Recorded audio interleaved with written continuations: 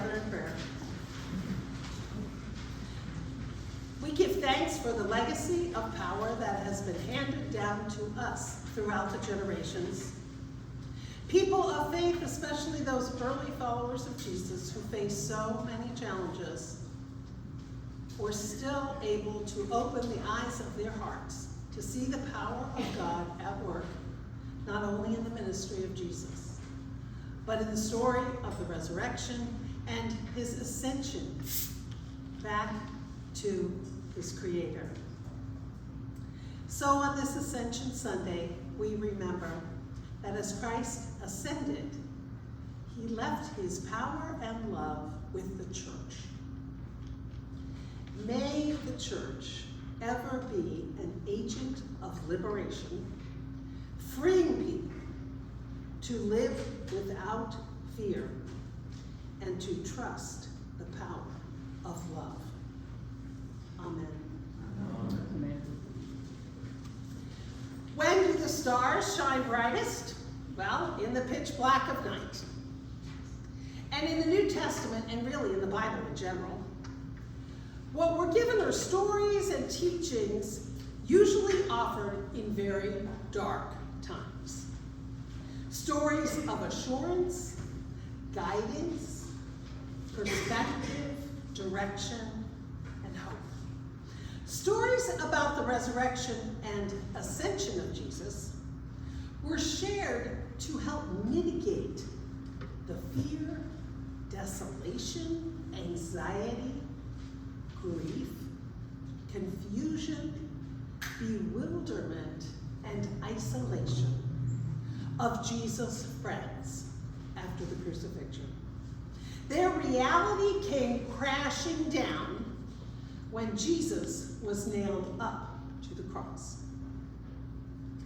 In the days and years following the cataclysmic events, stories of Jesus' ministry and of the resurrection and the ascension into heaven were told to help heal the community and to empower the community to continue Jesus' mission of ministry to those made poor, the outcast, the vulnerable, and the oppressed.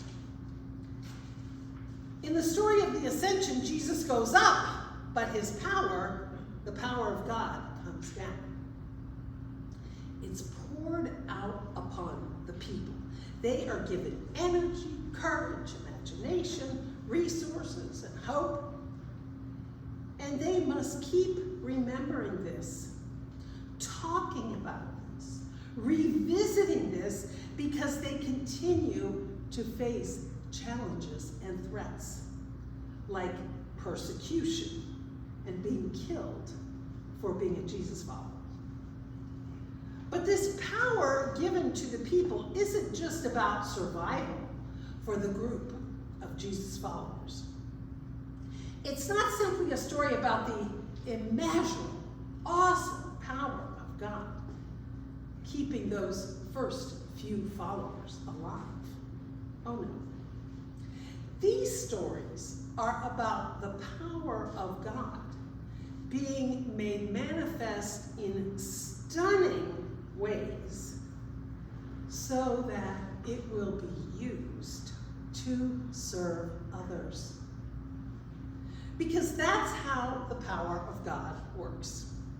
It takes us beyond what we ourselves think we are capable of doing for the benefit of others.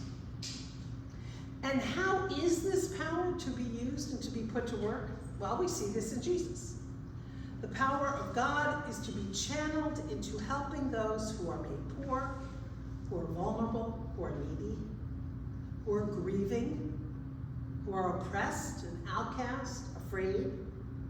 The power of God is to be directed toward those often forgotten and neglected by society, but never beyond the care and concern of ultimate love. This was enumerated in the psalm. We hear of God's concern for widows and orphans, the desolate, the houseless, prisoners. The power of God is made manifest for those who need help. And we see this in story after story with Jesus. The power of God is not to be channeled into perpetuating oppression or injustice. It's not to be used as self-aggrandizing power. God's power is not made manifest in empire or financial fortunes, or gold statues, or monuments, or arches. No. God's power is glorified in uplifting those at the bottom, not those at the top. We heard this from U.S. Representative Alexandria Ocasio-Cortez recently when she reminded us that it is impossible to earn $1 billion without others suffering as a result. Now, we'll take a moment to look a bit more clearly at Psalm 68 and what we see about the power of God in that psalm. Yes, there's the mention of the power of God evidenced as a parent to orphans, protector of the defenseless. There's the reference to God creating family for those who are alone and freeing those who are captive. There are images of God in nature and the power behind that, riding the clouds, quaking the earth, pouring down rain. But did you notice that we read verses from the beginning of the psalm and verses from the end of the psalm, but not the middle? Did anybody notice that? We read the verses that are designated in the lectionary, a 3-year cycle of readings followed by many churches worldwide. Now, we had a seminary professor who advised us to pay attention to what is being left out.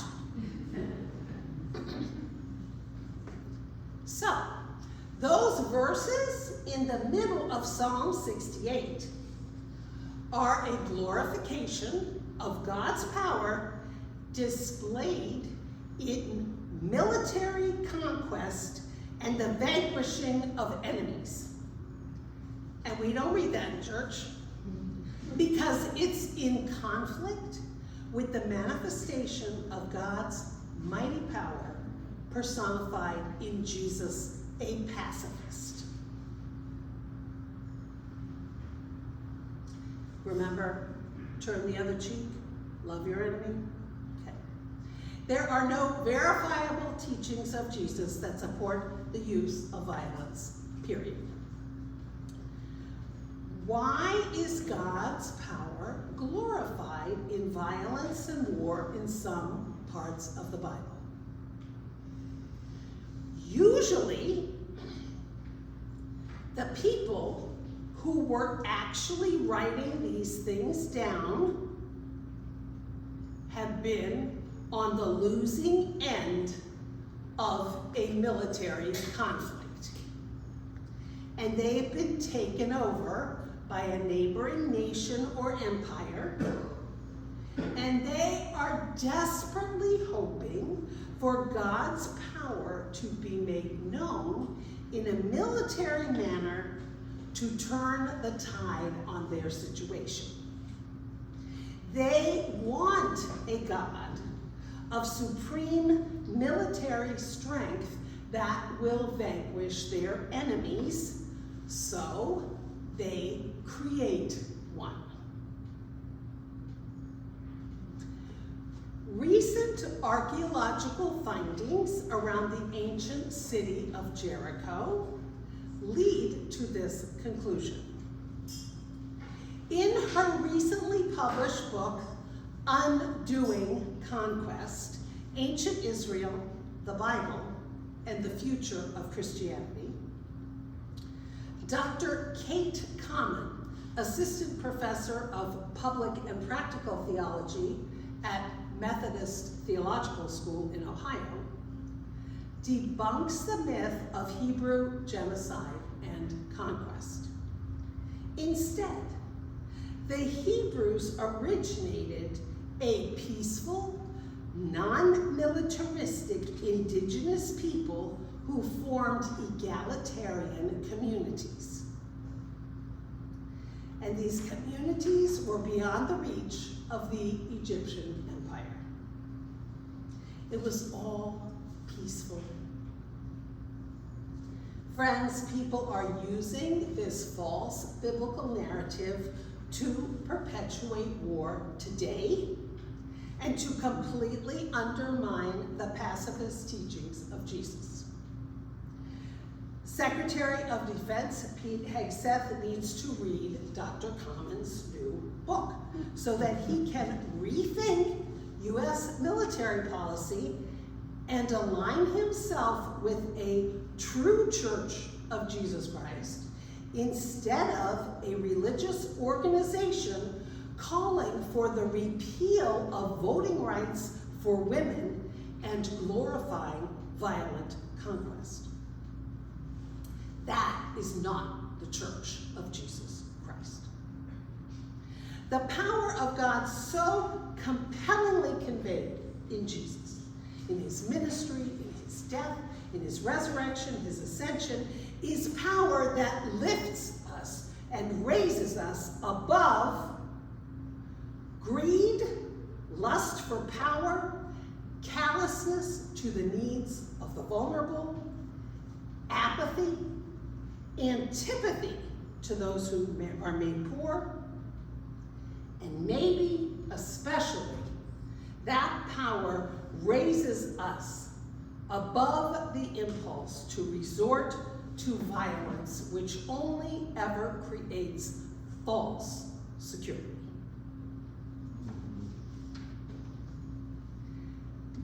In May of 1972, Jane Hart, the wife of U.S. Senator Philip Hart of Michigan, for whom the Hart office building in Washington is named, she decided that she could no longer contribute her tax dollars to be used to conduct the war in Vietnam.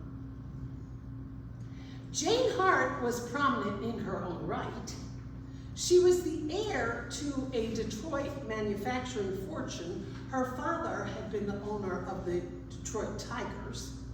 She was a pilot, she was a sailor, and she qualified in fitness to serve as an astronaut. So she was 40 years old and not only the wife of the senator, but the mother of 9 children. When she informed the IRS that she would not be paying any more taxes, and in her case, they were estimated at $6,200 per quarter. In her letter to the IRS, she declared, "I cannot contribute $1 more toward the purchase of bombs and bullets. As a citizen, I feel the kind of desperation that decent Germans must have felt in the 30s. I am convinced that in Vietnam, we are killing innocent people without cause, and my conscience just will not allow me to quietly accept that.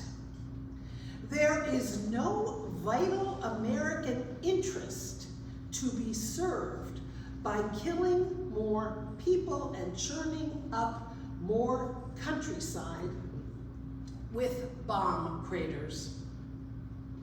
It anguishes me," she says, "to break the law, and I am willing to accept any sanctions that apply.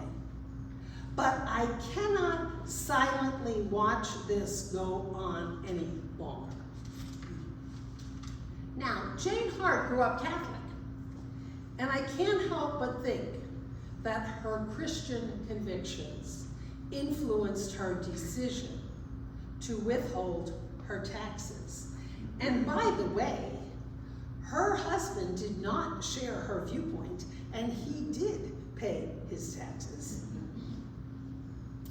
To me, Jane Hart's action is a manifestation of the power of God at work in our modern world. And that's the calling of the church, to bring the unfathomable power of God to bear in the world today, right here and now. We are here to raise up the vulnerable, to raise up the grieving, to raise up the oppressed, to raise up the lonely and forgotten, and to make peace.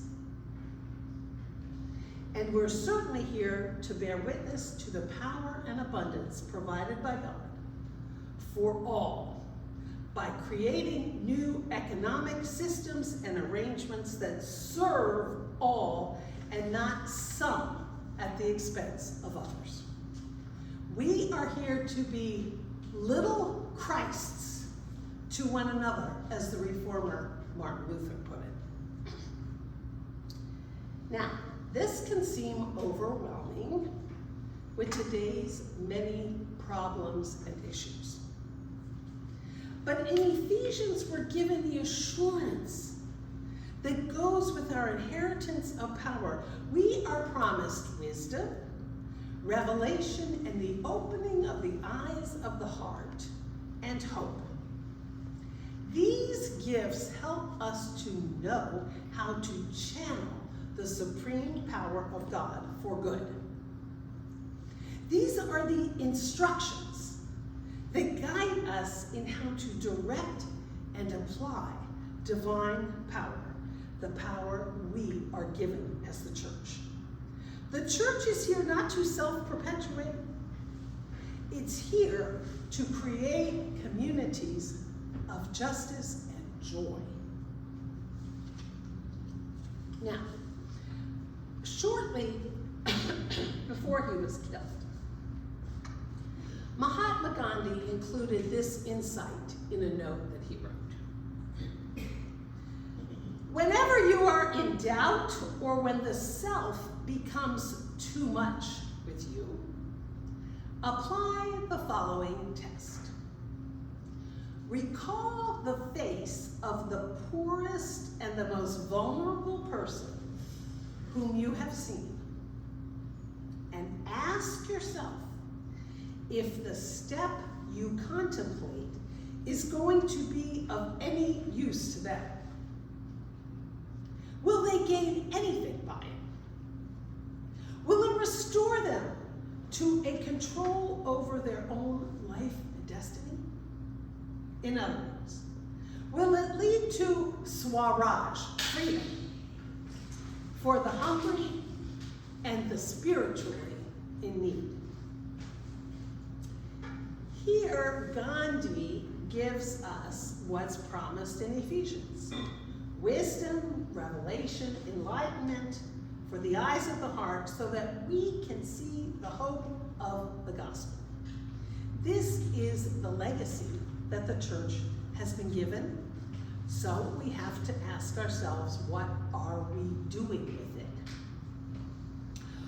We're here to spend that legacy freely and exuberantly. We're here to eradicate, eliminate, construct, create, charge, jolt, blow away, erect, wash away, rock, cause, propel, transcend, explode, constrain, release, authorize, prevent, inflict, cure. We're here to create change with the power that we have been given. We have more than enough power through the love of God, in Jesus. And the world is so desperately forlorn